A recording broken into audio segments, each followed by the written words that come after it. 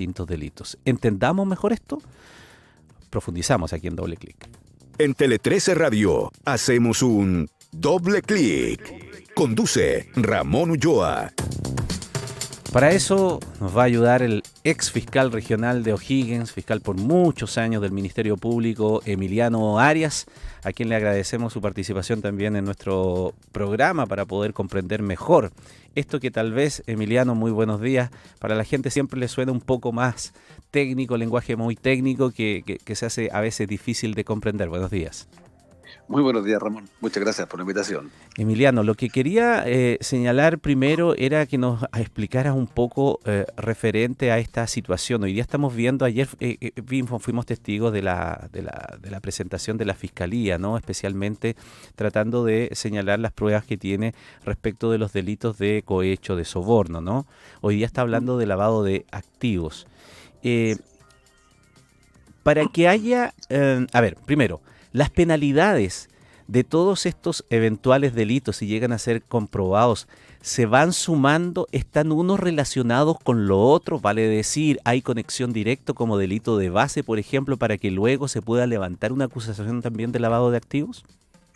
Sí, exactamente. Mira, Ramón, y todo se podría responder con lo que recién acabas de decir con esas declaraciones de la abogada antes de entrar a la audiencia, fíjate. Porque, como tú muy bien lo dices, lo que está buscando al parecer es rebajar la penalidad probable en ese caso. ¿Por qué? Porque el cohecho, dependiendo de la conducta que realiza el funcionario público, tiene diversas penalidades.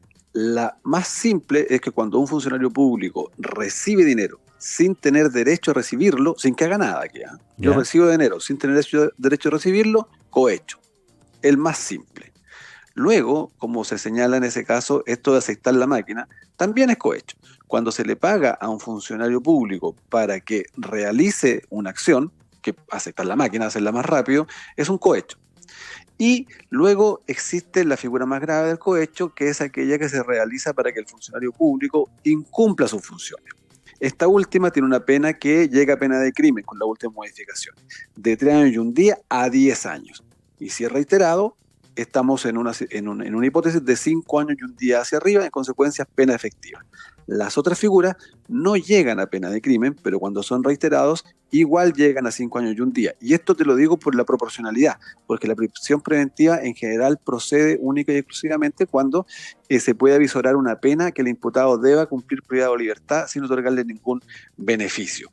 ¿Te fijas? Claro, y el cohecho en este caso además es un delito base del delito de lavado de dinero. Y en este caso entonces a esos cohechos o sobornos se le debería aplicar la pena del delito de lavado de dinero que está asociada al delito base, que también sería una pena de 3 años y un día a 10 años. Y ojo que el lavado de dinero no solo se verifica cuando se oculta o disimula el origen ilícito de determinados bienes. Esa es la figura clásica y eso es por definición un lavado de dinero, sino que también sanciona, en este caso, al que adquiera, posea, tenga o uso los referidos bienes provenientes de delitos base con ánimo de lucro cuando al momento de recibirlo ha conocido su origen ilícito. Yo estaba escuchando un poco la exposición del fiscal Orellana en este caso y parece que la hipótesis de la Fiscalía va por la letra B, esto es, el que adquiera, posea, tenga o uso los referidos bienes. Claro. ¿Cuáles bienes? En este caso, los procedentes de los delitos bases y asociados a facto. Ya, por esa línea, es interesante aquello porque sí, escuchando bien y tomando atención lo que ha señalado la Fiscalía, dice el señor Hermosilla no y la señora Leonarda Villalobos no pudieron no haber sabido el origen ilícito de esos recursos. Claro, y ahí nos sitúa además, mira, si el lavado es súper amplio esta figura. El lavado también se produce con el lavado negligente, lo que se denomina.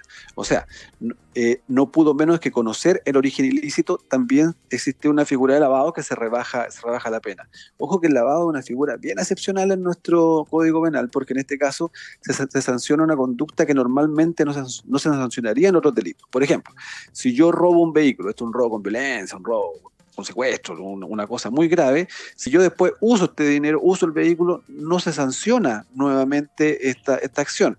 Pero cuando viene con delitos base que afectan a la comunidad y que afectan a la sociedad toda, como podría ser la corrupción o ciertas estafas gigantes, en este caso sí se sanciona 2 veces. En este caso se sanciona al que realiza el delito base y al que, conociendo su origen, o no pudiendo menos que conocerlo, pone en circulación estos bienes. Goza de esto, como sería más o menos, podemos ir viendo en relación a la formalización, y lo usa por cualquier cosa, para pagar un caro profesor de Derecho Penal que se informe en Derecho, para pagar otro tipo de cosas.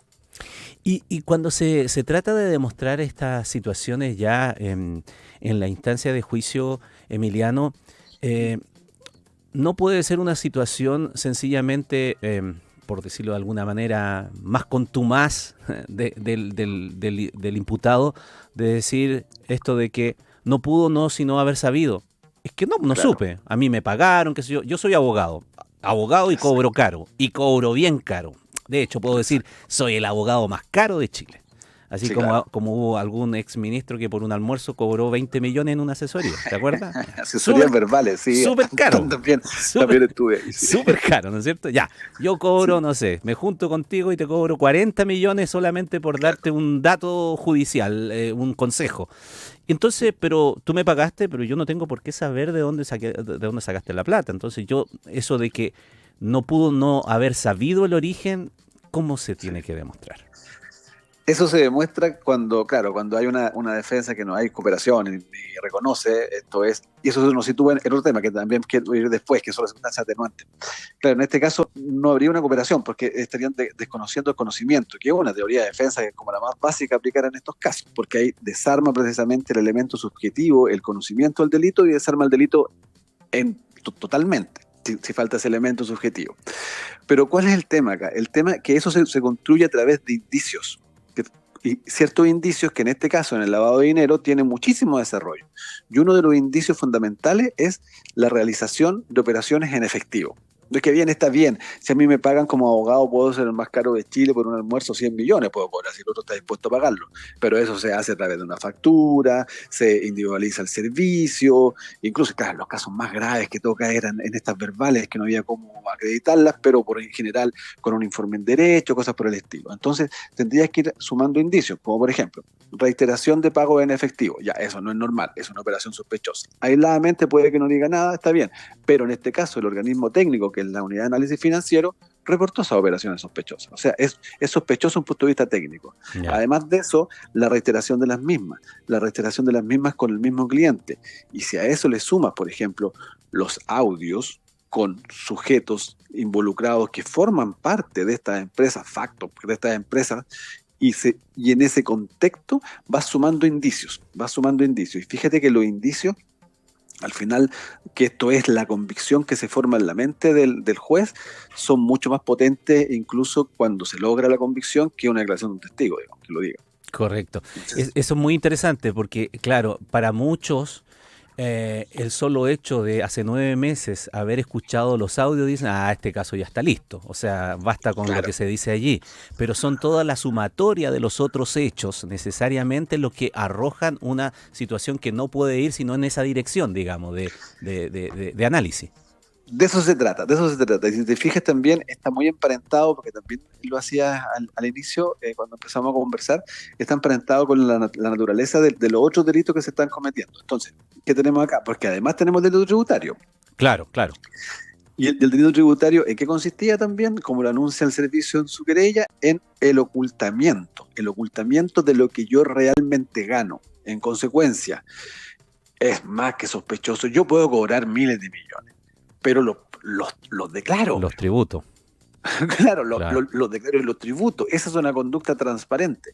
Pero si esa conducta, además, si fue reiterada durante 4 años tributarios, se suma a las sospechas ya señaladas de los audios y además de las sospechas reiteradas en las operaciones sospechosas y otro tipo de elementos que la Fiscalía ha ido sumando. Fíjate que resulta bien interesante cómo ha ido desarrollando el caso la Fiscalía, porque fíjate que parte, porque hay personas que dicen que esto lleva 9 meses, lleva mucho, y la verdad que han dado rápido. Porque ha ido por partes. Fíjate que primero va con lo del director de la PDI y en otra investigación formaliza a Factop y luego la Junta para acreditar un presupuesto y enfrentar esta audiencia, digamos. que falta por desarrollar. Aquí hay que vencer la presunción de inocencia, y si bien es cierto, esto no es un juicio definitivo, ni se exige un estándar de condena, sí estamos exigiendo, la jueza debe exigir un estándar muy alto, porque es dejar en prisión preventiva a una persona, digamos. Claro, claro. Ahora, por allí lo señalaste en algún instante. Aquí hay factores también que se ponen en juego por parte de la estrategia de la defensa, que es, por ejemplo, las atenuantes. En este caso, sí, al principio, Hermosilla no había querido ni siquiera hablar. Después cambia y empieza, según su defensa, a colaborar, a declarar y, por lo tanto, a entregar ciertos antecedentes. ¿Qué tipo de colaboración es la que se tiene que entregar para poder tener algún tipo de atenuante junto a lo que podría ser la que siempre existe y la que más se alude, ¿no? La irreprochable conducta anterior, y qué efectos tiene? Sí, esa es súper fácil. La irreprochable conducta anterior se acredita con un extracto de filiación exento de anotaciones penales en general. Ya, entonces, partamos que tiene esa. ¿Cuál es el efecto que esta atenuante produce? Cuando hay un atenuante y no existe un agravante, no se puede aplicar el máximo de la pena. Entonces, si estamos en un rango de una pena de 3 años y un día a 10 años, no se pueden aplicar los 10 años. Pero como hay reiteración, sí se aplica la de 5 años y un día. ¿Y por qué es importante la de 5 años y un día? Porque es el cumplimiento efectivo. Y se cumpliría el requisito de la proporcionalidad de la medida cautelar solicitada con lo antecedente imputado. Luego, en general, lo que hacen las defensas en delitos económicos, también que es bastante común, suman a este irreprochable conducta anterior, que en general los empresarios la tienen, y los políticos y los funcionarios públicos. Suman a la de irreprochable conducta anterior una colaboración sustancial al esclarecimiento de los hechos. Entonces, esta tiene sus requisitos. No significa yo voy a declarar. La ley no dice usted se gana el atenuante con declaración, sino que cuando colabora sustancialmente en el esclarecimiento de los hechos. ¿Y qué es entendido por una colaboración sustancial? Cuando el imputado entrega antecedentes que conducen a la determinación de otros delitos, por ejemplo, que el Ministerio Público sin esa declaración no lo hubiese sabido, o cuando establece la participación de otras personas también en esto. Y en este caso se opone un 11.9 la teoría, si es que el juez da por acreditado la teoría de la Fiscalía, se opone una teoría que dice absolutamente lo contrario, digamos, que va por la inexistencia del delito. Ya, perfecto. Ahora, aquí hay otras cuestiones que todavía no han sido totalmente resueltas, porque evidentemente estamos solamente en una audiencia de formalización, ¿no? Pero que ya se dan ciertas cuentas, como por ejemplo el hecho de esto que tú señalabas también, Emiliano, de cuestiones indiciarias, como son el uso mucho de dinero en efectivo, ¿no? Sí. Y de dinero que va y vuelve. Aquí aparece, por ejemplo, la adquisición de un departamento en Concón, que se paga al contado, sí, billete sobre billete, y que incluso no se inscribió, que solo se inscribe días antes que parta esta audiencia de formalización. Eso, por ejemplo, son situaciones indiciarias que pueden dar cuenta de operaciones fraudulentas y de ocultamiento de activos. Sí, tan indiciarias son que cuando la unidad de análisis, porque los bancos son obligados a reportar ese tipo de operaciones a la unidad de análisis financiero, y tan indiciarias son que en esos casos la UAF emite un reporte de operaciones sospechosas y lo envía al Ministerio Público para que le ponga ojo. Entonces, por cierto, porque no son normales, no es lo normal.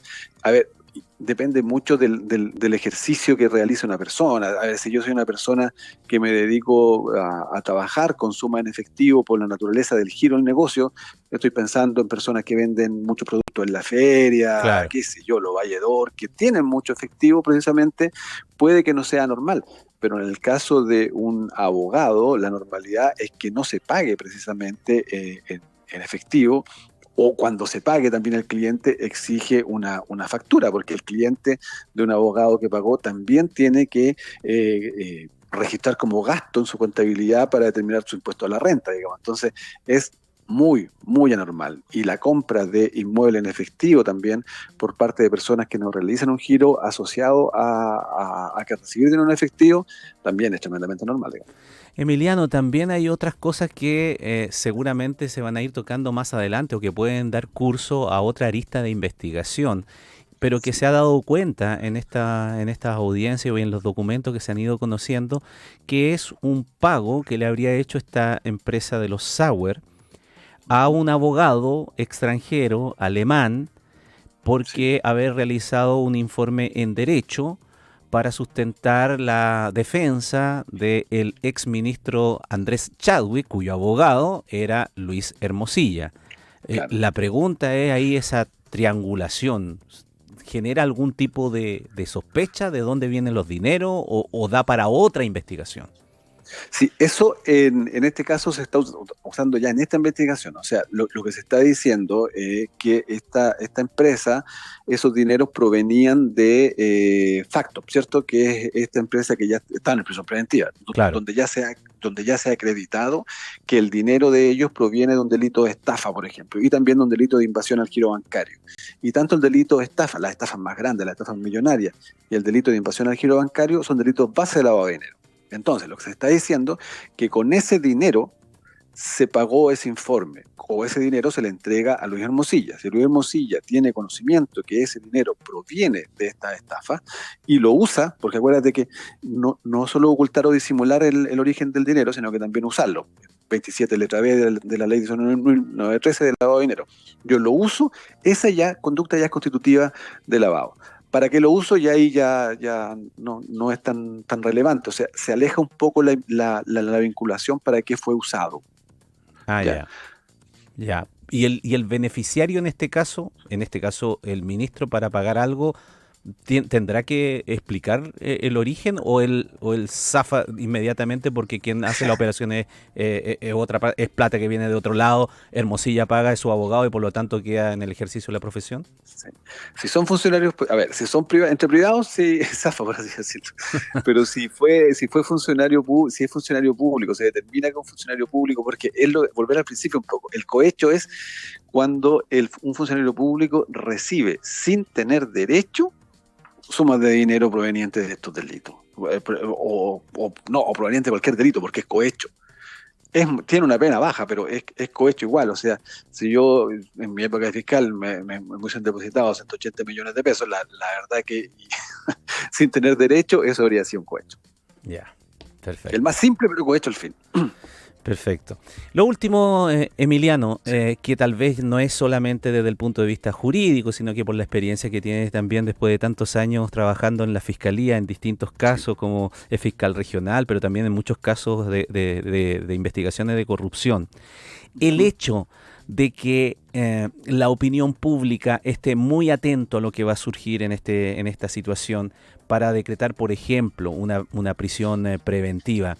No es que los jueces estén mirando la prensa, ni la tele, ni la radio para tomar una decisión, pero de todas maneras, ¿qué implica esto? Por ejemplo, si ante la gravedad de estos hechos se pudiese llegar a algún tipo de situación que no necesariamente sea la prisión preventiva.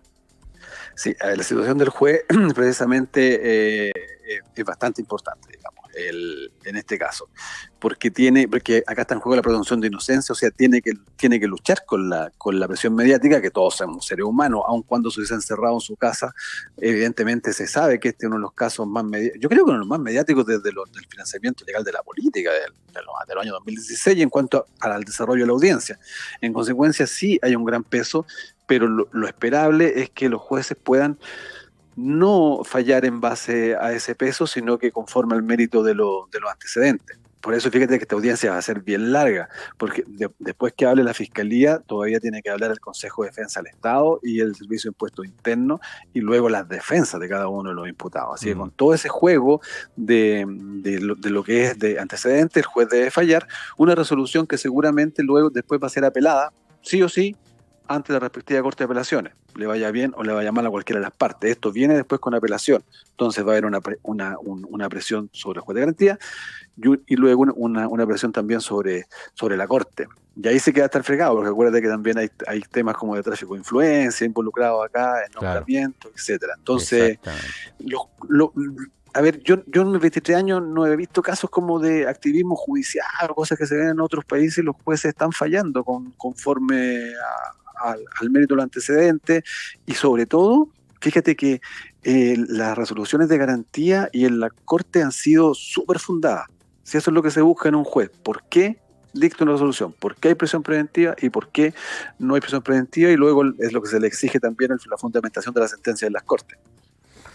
Muy bien. Emiliano Arias, ex fiscal regional de O'Higgins, fiscal por 23 años, ¿no es cierto? 23 años en el Ministerio Público. 23, Harto. Harto tiempo, harto año. Muchísimas gracias por ayudarnos a comprender mejor y ayudar también a nuestros auditores a entender este proceso del cual estamos todos muy, pero muy pendientes. Que esté muy bien. Muchas gracias a ustedes. Que esté bien. Chao, chao. Doble clic, Tele 13 Radio y tele13radio.cl. Información esencial. Ya, ¿le quedó más claro el panorama de todos los argumentos, contraargumentos, de cómo va esto y de lo que viene?